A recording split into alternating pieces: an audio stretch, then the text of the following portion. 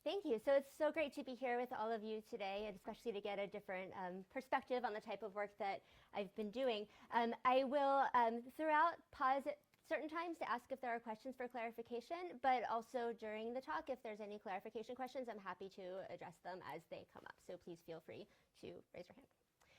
Okay, so to interpret the world around us, we have to make conceptual inferences from visual input. So what do I mean by this? Well, let's say that you want to decide which banana you want to eat. So you face these bananas here and you get some visual input, like these different colors. You've got a saturated yellow, you've got a greenish yellow, and you want to decide which one to eat. Well, you make a conceptual inference maybe that this particular one is ripe because you know that bananas tend to be yellow when they are ripe. Let's look at another example. So now you're walking down the street in a park in Brooklyn. You come across these different recycling bins, and you've got paper to discard.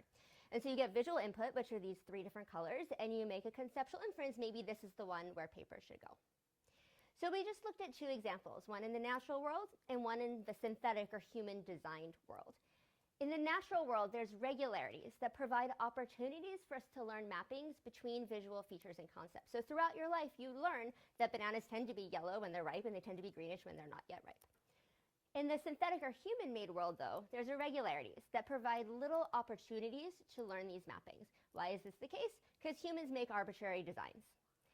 So if we take a look at this recycling example here, this is one set of bins I took a picture of in the park in Brooklyn. Here are some other ones where you've got different colors that map to the same concepts, different concepts that map to the same colors. I might have said that backwards, but you get these many-to-one and one-to-many mappings. And even within a city block, you can find different color coding systems for recycling. So this is a kind of interesting case where we interact with these things all the time, and we get really unreliable color cues. So given this, how are we able to interpret the synthetic world? How are we able to interpret meaning from visual features in human-designed coding systems? So the general plan for this talk is, first, I'm going to talk about the problem of visual reasoning for visual communication and outline what that problem looks like. Then, so that's going to be a relatively short part, and then for the remainder, we're going to talk about what factors determine how people infer meaning from visual features. And we're going to look at two studies for this. One is color coding and recycling, and another one is looking at how people interpret quantities from color map data visualizations. Okay, so starting off with this question, what is the problem of visual reasoning for visual communication? It's helpful to think of visual communication as information transmission more generally. So you have a designer, and the designer has a message that they want to transmit. So they create some sort of information visualization. This might be a graph, a map, a diagram, a set of recycling bins, so we're just going to put that as a gray box for now. And then you have an observer, and the observer receives a message from that visualization. Notice on both sides of this system, there are messages, and in an ideal world, those messages will be the same. So this is our goal. Our goal is for receivers or observers to receive the same message that the designer transmits. Now, the question is, how do observers actually receive these messages? So when you look at a visualization, you're getting input from the thing in the world. You get to see the colors, maybe there's some text involved. And so this input is going to influence your interpretation. But you also have expectations. And these expectations are going to influence the way you interpret that input. So we want to understand those expectations. So here's a lovely example, I think, from Ruginski et al. Looking at hurricane visualizations. So in the visualization on the left, that is a typical way of showing uncertainty in hurricanes. But people tend to have expectations that as shapes get larger, things get bigger. So they have the erroneous assumption that that means the hurricane's actually growing in size as it's going across in space. On the right, that's an alternative that they tried out, where now they're showing different potential paths of the hurricane. So now they're showing uncertainty as different trajectories where it can go. And so in this case, people are actually better at inferring what they need to infer from these visualizations than the one on the right versus the one on the left, because they have expectations for the one on the left that are misguiding their interpretations. All right, so this brings us to the general definition of visual reasoning, which is what motivates most of the work in my lab. And so visual reasoning is the processes by which people extract meaning from visualization. So in that hurricane example, it's extracting uncertainty from the visualization, and then using those visualizations to reason about the world. So to make interpretations of the world based on this information they're extracting from the visual features. Okay, so going back to our observers have expectations. And ideally, if we can understand those expectations, the designer can anticipate those expectations and design to fit them. And this then will help make the message on both sides of the system be equal. Okay, so who is a designer? I keep talking about this nebulous designer. Who is a designer? So a designer can be a professional person who is trained to create visualizations for their job, but I would like to argue that pretty much anyone is a designer. Everyone in this room is a designer, probably to some degree. So it's people in academia who have data they want to visualize, who have graphical models of their theories, any sort of visualization that we're creating. When we're making slides, we are designers. In business people have business data that they visualize, and so they would be designers as well, as are middle school students who do a science fair project and they want to show their data on one of those little free-fold poster things at the science fair. Those are designers as well. So when I'm talking about how we can design visualizations to be more effective, I'm talking about general questions that we all can use to make visual communication more effective. Okay, so are there any questions at this point? Fabulous. Okay, so now we're going to go on to the next larger part of the talk, which is what factors determine how people infer meaning from visual features.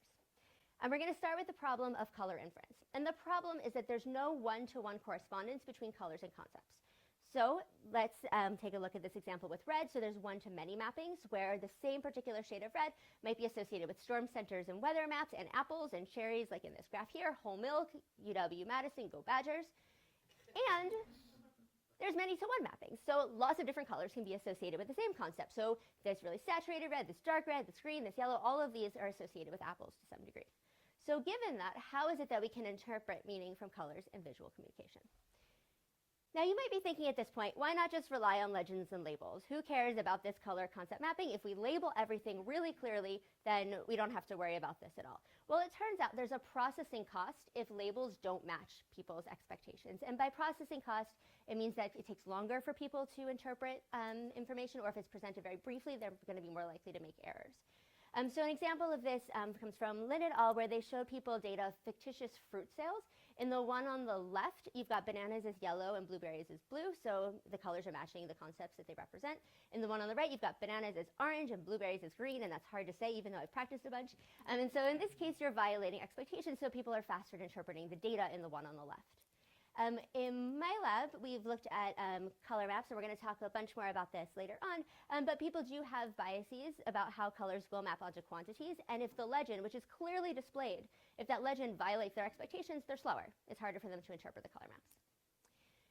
It's worth noting that this raises a problem for just using software defaults. So actually in the colors in the fruit graph on the right, those are the Tableau 10. So if you use Tableau software, those are the 10 colors that are the first 10 that come out. If you're plotting two things, it will use blue and orange. If you're plotting three, it'll use blue, orange, and green. And so similarly in Excel, if you're just, or really in any plotting software, it will assign colors to concepts.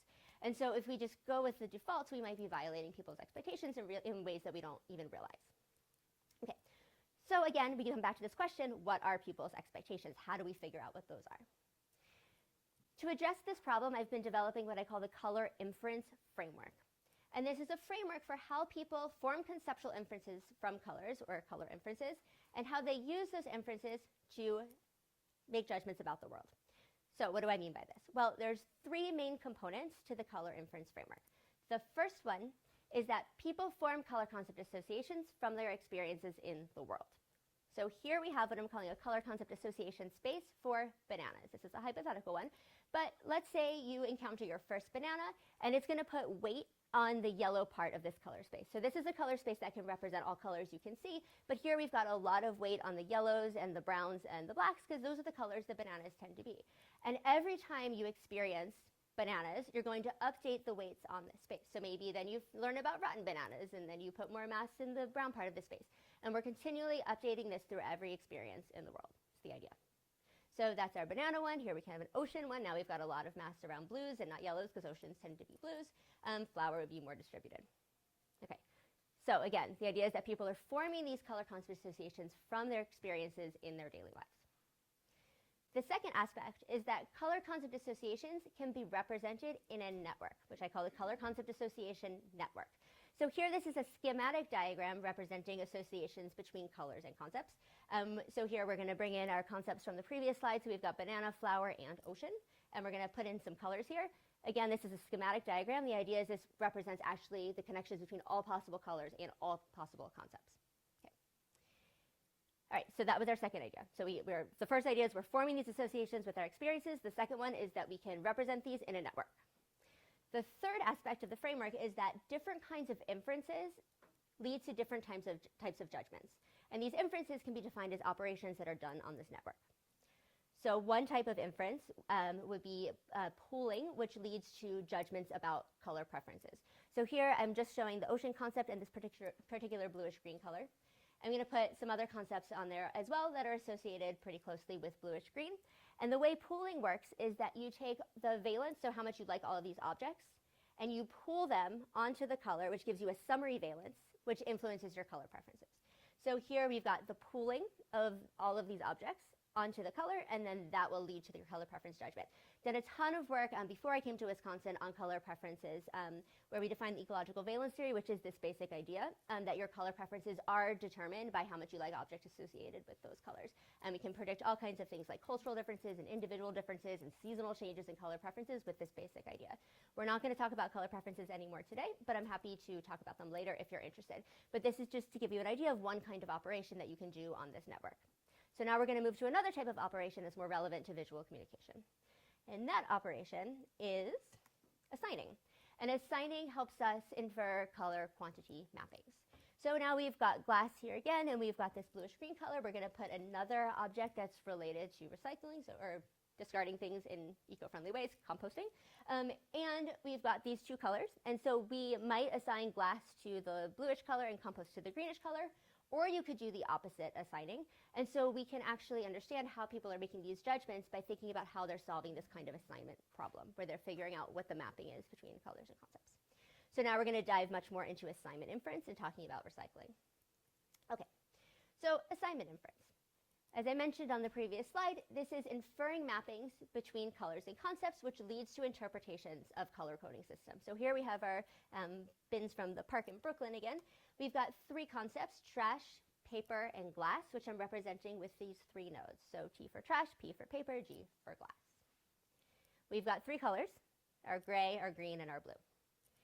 You can make connections between all possible colors and all possible concepts. And so our jobs as observers who want to discard paper in the correct location is to decode the assignment that has been encoded by the designer who created this color coding system. So in this system, it happens to be the case that this is the encoding. So they assign trash to gray and paper to green and glass to blue. And so then our job is to be able to infer that. And if we do it, then we've done a good job and we can use the system effectively. Okay. So how does assignment inference work? To address this question and study it in the lab, we developed a recycling paradigm where we show people a screen that looks like this, where there's an object name described at the top of the screen and two bins below in this first experiment. And the task is to indicate which bin is the correct one for the object described at the top of the screen. So people respond by pressing a left or right arrow key. And we can look at the proportion of times they choose each color for each target object. We tested 4 different colors. So we had white and brown. So white was the strongest color associated with paper. This is data obtained from a different set of participants. We have these association ratings. So we know from other people, white is the strongest color associated with paper, and brown is the strongest color associated with trash. And red was the weakest associated with paper, and purple was the weakest for trash. And both red and purple were equally weakly associated with paper and with trash. And so we showed people all pairwise combinations of these colors. So they saw all pairs of the 4 possible colors, left-right balanced across the experiment with several replications within the experiment. And then they saw this with paper at the top of the screen or trash at the top of the screen. And all of these trials were randomly mixed in. Okay, are there any questions on that paradigm at this point? Yeah.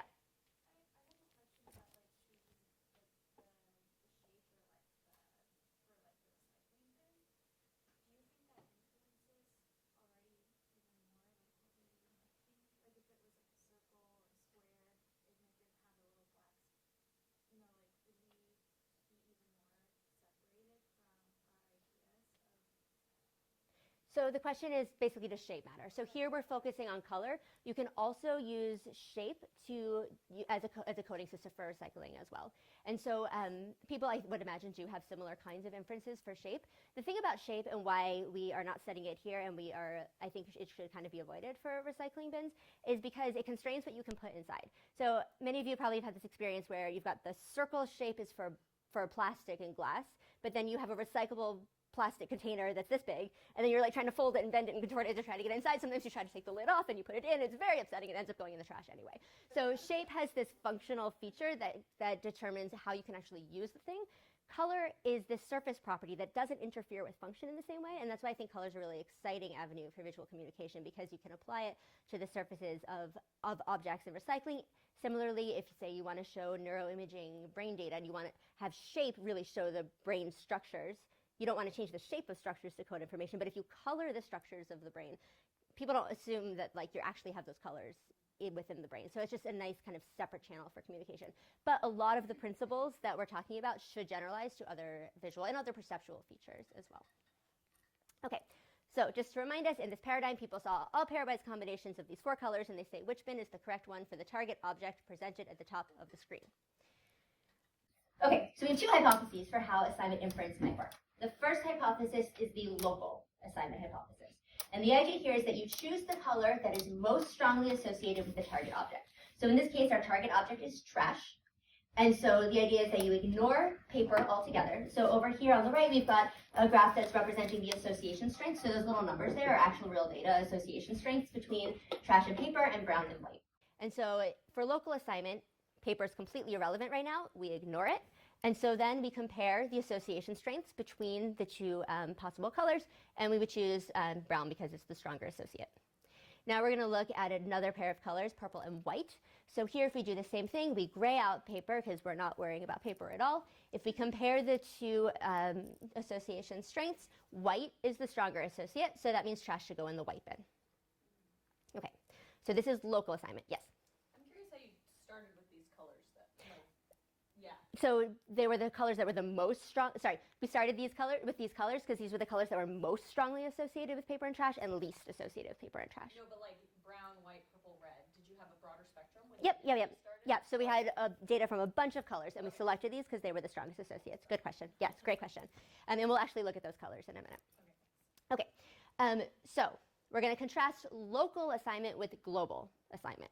So the idea here is you choose the color that maximizes the association strength across all color object pairs, even if the association is weak, and that means that you're accounting for the non-target when you're doing the task. So there's no reason people need to do this. You can just respond on each trial independently, but maybe people are thinking about the non-target. So if we come back over here, we can look at the association strengths if we put trash with brown and paper with white, and we can sum those, and so that gives us how good that assignment is. And we can sum the association strengths for the other possible assignment. So if we had to put trash with white and paper with brown, that sum is smaller, and so that will be a less good assignment. So globally, that means trash should go in the brown bin, which is the same prediction as local was for this case. But our 2 hypotheses make different predictions for purple and white. So if we sum those outer weights, that sum is greater than the sum of the inner weights, which means that trash now should go in the purple bin. To remind you, purple is the weakest color out of 37 colors. That's the weakest color for trash.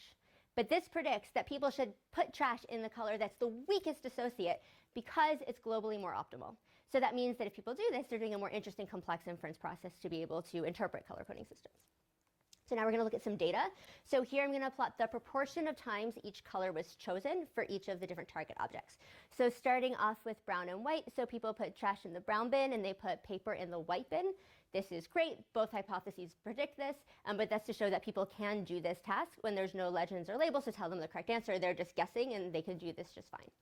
The question is what's going to happen with purple and white. So now, to remind you, global assignment says that trash should go in the purple bin. Local says it should go in the white bin. And we see trash very much goes in the purple bin, basically as much as trash went in the brown bin when brown was an option. So people are doing this global assignment. We actually had model predictions. So this is, I'm only showing you the data from 2 of the color pairs, but we did our model fits for the full set. And we find that local and global both predict the data, but the correlation between our predictions and the data is 0.99. So like that's really, really strong. So people really are behaving like optimal global assigners. So given that people can do this, that's pretty cool, because that means that we might be able to make more complex color coding systems that they can interpret without any legends or labels. And so that's what we wanted to try to do. So we have our actually 6 concepts that we have these association data for. So we have paper, plastic, glass, metal, compost, and trash. All of these are recycling related concepts.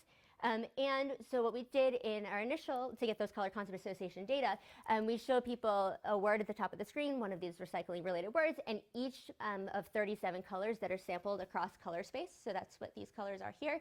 And they rated how much they associated each color with each concept. So these are the data we're working with when we're trying to construct these optimal encoding systems that then we can see if people can interpret them.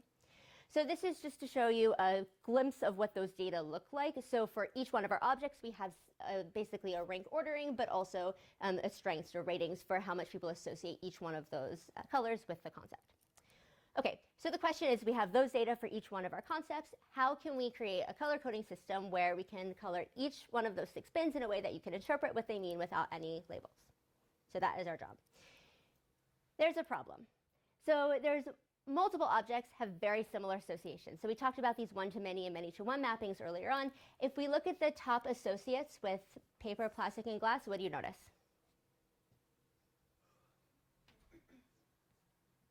They're the same colors, right? Basically.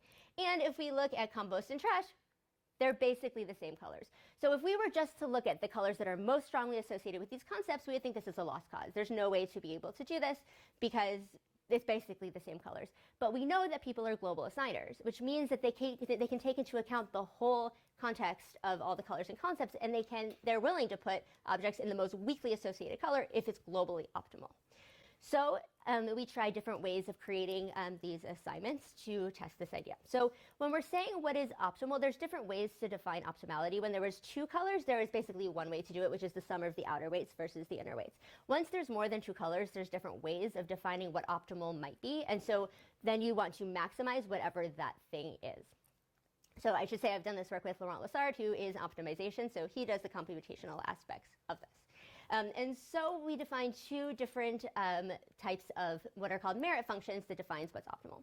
So one is the max association one. And the idea here is that you're maximizing the association between the assigned pairs.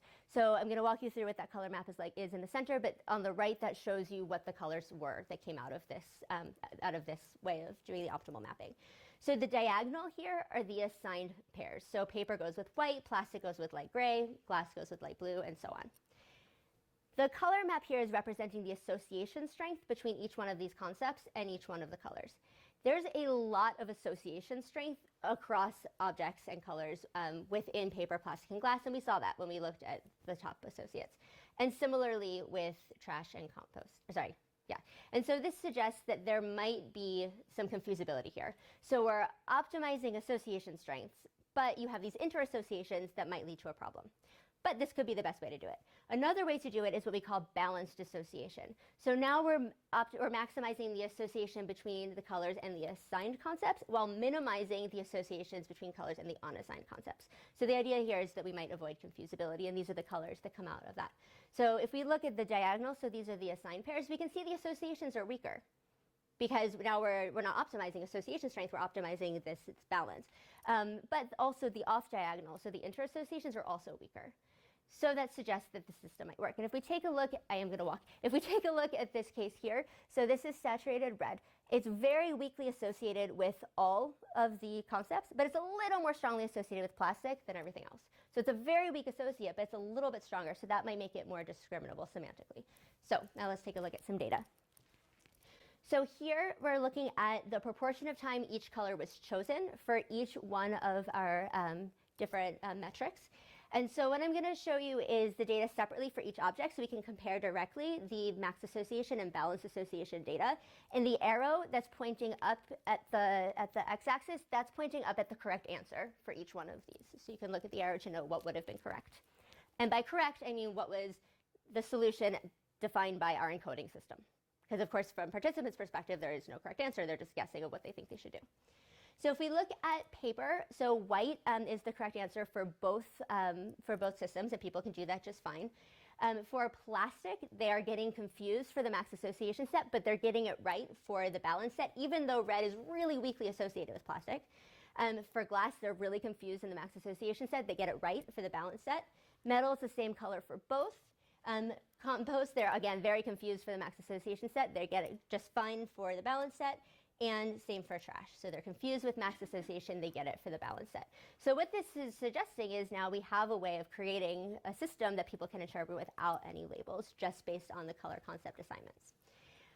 And statistically overall, they are more accurate for the balance set. And so we refer to this as semantic discriminability, meaning that we can discriminate between the meanings of the colors more effectively in the set at the bottom because we are avoiding the confusability and having strong associations between the unassigned pairs.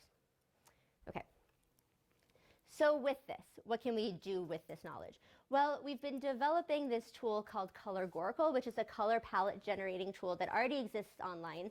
And this tool allows you to create color palettes by selecting the number of colors that you want and also adjusting how much you care about discriminability and aesthetics. Now, in an ideal color palette for data visualization, the colors would be sufficiently discriminable, meaning that if you have two colors that represent two different things, you'll see a difference between the colors. If you can't see the difference between the colors, they're not going to be able to effectively represent two different things. So sufficient discriminability is important. Ideally, they would also be aesthetically preferable. You would like to look at the visualization. But also, we would want them to be semantically interpretable. And so what Colorgorical is doing right now is it's working with discriminability and aesthetics. But what we want to be able to do is build in semantic interpretability. To be able to do this, we have to understand how this assignment works, but also we need to be able to estimate the association between all possible colors and all possible concepts that people might query. Why do we need to do that? Well, it turns out that, as we saw with the plastic red example, that people pick the color that's the really weak associate because that's globally optimal. So we need a distribution across all of color space. We have all the colors to work with to be able to create these assignments. We also get more constraints if we're worrying about aesthetics and discriminability. So once you have all of these different constraints, we want as many candidate colors as possible. And to do that, we need to be able to estimate associations between all colors and all concepts, which is obviously impossible because there's an infinite number of concepts. At least there's not an infinite number of colors that we can perceive. And so what we've been working on, building on some previous people's work using Google Images to extract colors, we've been working on developing automated ways to be able to do this from image databases, and now we're working with a concept database too, so that we don't have to bring people in the lab and have them make ratings every time we want to know the associations between a set of colors and concepts. So that is a future direction. Stay tuned in the next 3 to 5 years, and I'll have a ton to tell you about after that. Okay. So we've talked about what factors determine how people infer meaning from visual features in recycling. Are there any questions before we go on? Yeah. I'm just curious how color blindness plays into your research. Great question. So the question is how color blindness or color deficiency plays into the research. So in all of the work that we do in my lab, we screen people for color deficiency. And so it doesn't play into the research that I'm doing. But in terms of accessibility, it's an extremely important question. And so I don't advocate for putting unlabeled bins. So there should always be multiple ways to get the information so that people, if they can't discriminate different colors, they still have a way of knowing what's there. But we can use color as this extra cue. So it's definitely something that needs to be considered more, but for now we are not worrying about that quite yet because we just want to understand how these processes work when we have the full set of colors that are available. Okay, so now we're going to switch and talk about color maps. So we were talking about categories before, so different categories of recycling. Now we're going to talk about continua. So there's a natural mapping between perceptual and conceptual continua in the mind. And so if we take a look at these different bars here, so if I'm changing the size of the bars, we can infer there's a change in quantity just by changing the amount of area of these different regions. If I change the position of a line, that also, excuse me, we can infer there's a change in quantity. And similarly, if I change lightness, so I have a gradation, we can also infer that there's a change in quantity. Notice I didn't tell you what the direction of that change is yet. I just said a continuum in a perceptual dimension maps onto a continuum in a conceptual dimension, such as change in quantity. Now, if we go to size, it's pretty obvious that the small thing should represent less of a quantity and the larger thing should represent more of a quantity. So small areas should map to smaller stuff and larger areas should map to larger stuff. That's a kind of natural thing that's intuitive for most of us. Similarly, something smaller or lower in position should map to less, and something higher should map to more. Hills that we talk about hills going up, they have a greater incline. That's a natural mapping for us. But for lightness, there's not such an obvious mapping. And actually in the cognitive literature, it's been suggested that there is no more endpoint for gradations of lightness, with some evidence from earlier work that maybe at least when you're mapping lightness to physical sizes of things, that young children have mappings, but then adults don't. So it's been thought of that basically it doesn't really matter what mappings you have between large and small and lightness, at least within the cognitive literature. But it turns out that people do actually have systematic mappings when they're interpreting color maps. So when they're mapping colors onto quantities in data visualizations. So there's a dark is more bias that's been established actually in the cartography literature long ago. And the idea is if you show people a color map that looks like this, and so the different colors in the states are mapping to different quantities of some hypothetical quantity, and you ask participants to say which states represent more of that hypothetical quantity and which represent less, they'll say that the darker ones represent more and the lighter ones represent less. So this is the dark is more bias. So in this study, this was done by showing people unlabeled color maps, similar to in my recycling paradigm where they were unlabeled, and people would interpret what the colors meant. We did a study where we showed people labeled color maps. So here we're showing fictitious alien animal sightings on the distant planet spiral. So it's fictitious data because we like to have people hopefully not have any biases when they're coming into this. So the separate separate rows are alien animals. And the x-axis is time of day. And the task is for participants to indicate whether there were more alien animal sightings early or late in the day. And so in this legend on the left, we have greater, so larger quantities are mapping to dark. In the one on the right, larger quantities are mapping to light. So we're going to use the convention D plus means a dark more encoding, and L plus means a light more encoding. And so it turns out, so people are highly accurate at this task. And so the question is, do we find differences in response time to be able to be accurate? And people are faster when the legend says dark is more. Okay, so we just talked about the dark is more bias. There's also an opaque is more bias. And so here it actually depends on the background. So on a white background, dark is more and light is less. On the dark background, this can reverse if the color map appears to vary in opacity. So what do I mean by vary in opacity? So here I'm going to show you at the bottom here, we've got two colored squares that are opaque, so no transparency in them. And we're going to see them decrease in opacity. And you'll see they get lighter and lighter on this light background. So they're getting lighter and lighter as we're decreasing their opacity.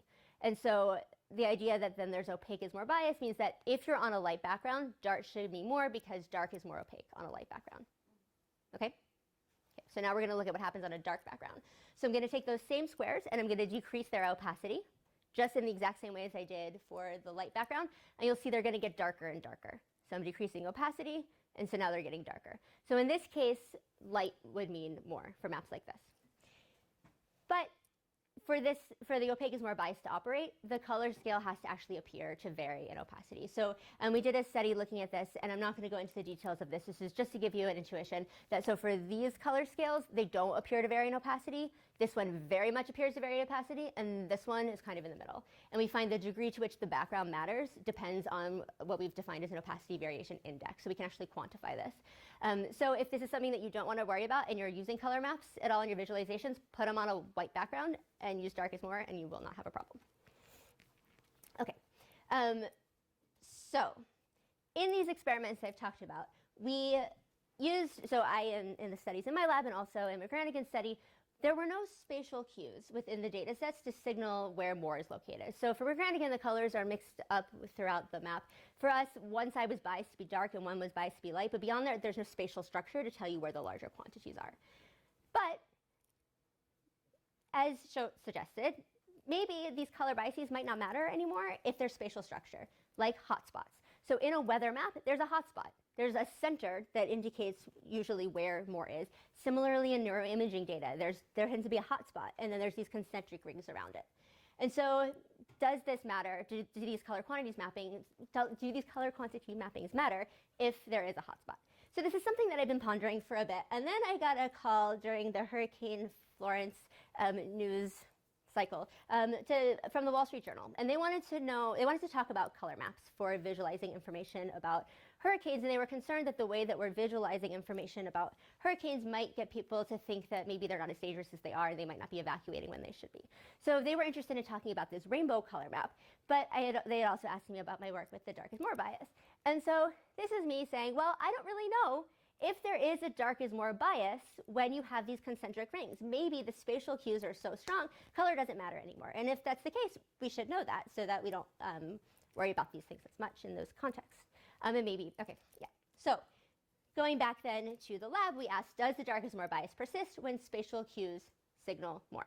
How did we do this? Well, we went back to this planet spiral, but instead of looking at sightings over time of day, we looked at where there were more alien animal sightings on the left or the right of a map. And these maps were taken from different parts of the planet spiral. This is all made up. They're taken from different parts of the planet spiral, so sometimes there are going to be more sightings on the right, and sometimes they're on the left. And so participants then use the left and right arrow key, again, to indicate whether there are more sightings on the left or the right. Paradigm make sense? Questions at this point? Yeah? So the question is, what does it mean when spatial cues signal more? So in this case, you've got a hotspot with these concentric things coming around it. And so the idea is this hotspot is part of the spatial structure in the data. So it's possible that just having a hotspot here means that people will know that more is on the left, regardless of what colors we use. And so that's the question. Okay, so the experiment design looked like this. So we have, for a given color scale, we've got a dark hotspot and a light hotspot. So these are the exact same underlying data used to construct the color maps. All we did is flip the color map. So here you've got dark in the hotspot, and then you've got light in the hotspot. And we did this for the autumn color scale, and we added another color scale just to check variability across colors. We left-right balanced which side had the hotspot. We showed different mappings across trials, so either the legend specified dark was more or the legend specified light was more, so that we're using D+ again to represent dark more and L+ to represent light more. We balanced the text position, so greater was at the top of the legend on half the trials and at the bottom of the legend on half the trials. This was done to make sure people had to read the legend on every trial, so if we didn't do that, they could just look at the color that was at the top.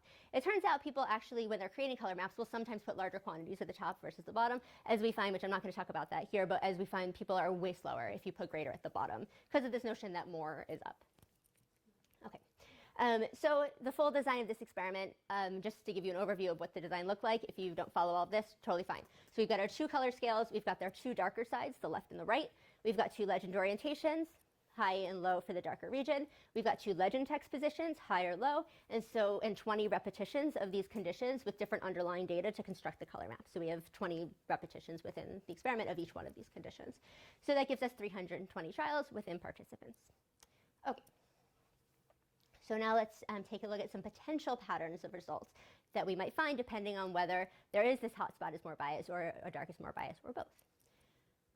So if there's only the dark is more bias, we should get data that look like this. So here what I'm going to plot is mean response time on the y-axis.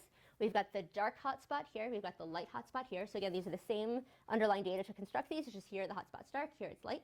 And the mapping is either dark more or light more for both. This dark more for the dark hotspot means hotspot is more. Here, light more for the light hotspot means the hotspot is more. Okay. So if there's only a dark is more bias, we'll see people are faster for dark more mapping when the hotspot is dark, and they'll be faster for dark more mapping when the hotspot is light. So the spatial structure won't matter at all. They're just going to be faster when dark is more. Okay.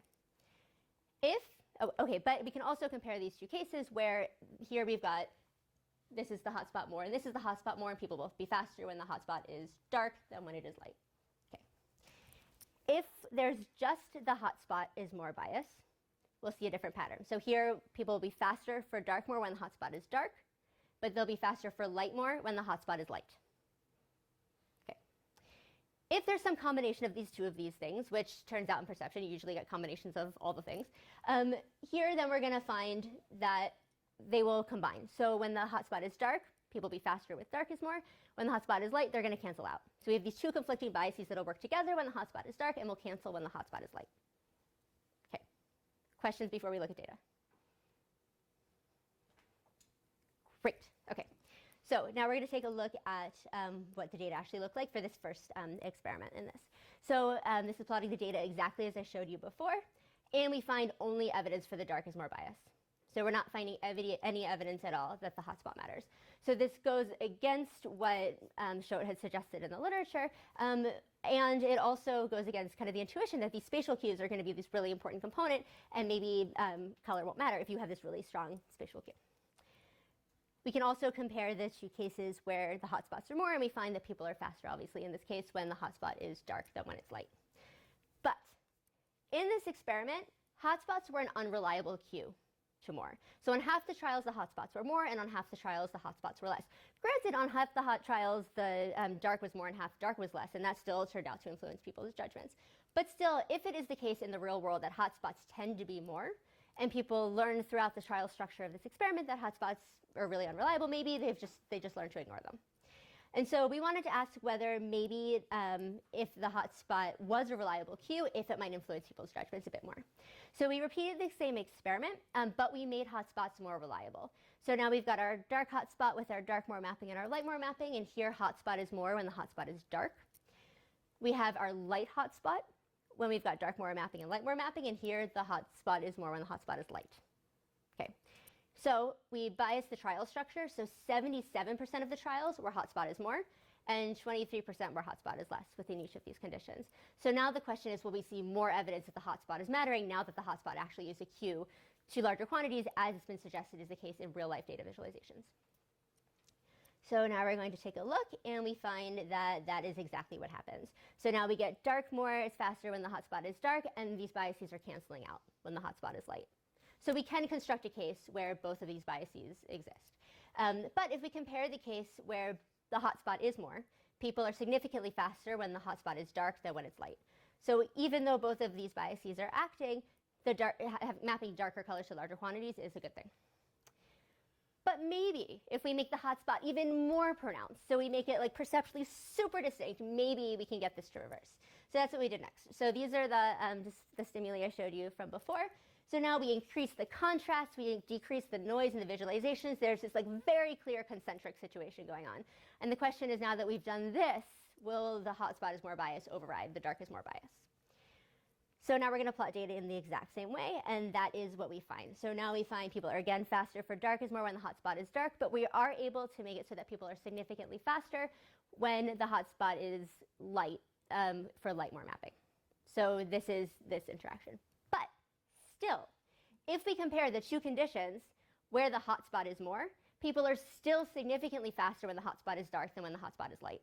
So in real-world visualizations where it tends to be that the hotspot is more and the hotspot is super distinct, people still are better at interpreting them when the hotspot is dark than when the hotspot is light. Okay. So just to summarize this, the hotspot is more bias can override the dark is more bias, which is what we see in these two bars on the left. But if hotspots are more, they're still easier to interpret when they are dark. So going back to our question from the Wall Street Journal, now we can say, yes, colors still matter even when there's hotspots. And so this is something we're thinking about when we're plotting weather data. Okay, so to conclude, we started with the question of what is the problem of visual reasoning for visual communication? And what we've established that the problem is really trying to understand people's inferred mappings so we can design visualizations that match people's expectations.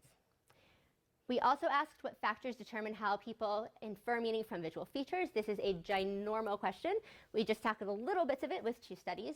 So with recycling, we established that semantic discriminability matters. We want colors that discriminate between colors and concepts, even if they're weakly associated colors. And for color maps, we established that lightness quantity mappings matter, even if there are clear spatial cues to where more is in color maps. And so I want to leave you with this message, which is that if we can understand visual reasoning better, so how people are inferring meaning from these visual features, this will help us design visualizations that make visual communication more effective and efficient. So I'd like to acknowledge my collaborators on this particular work in my lab, and thank you for your attention.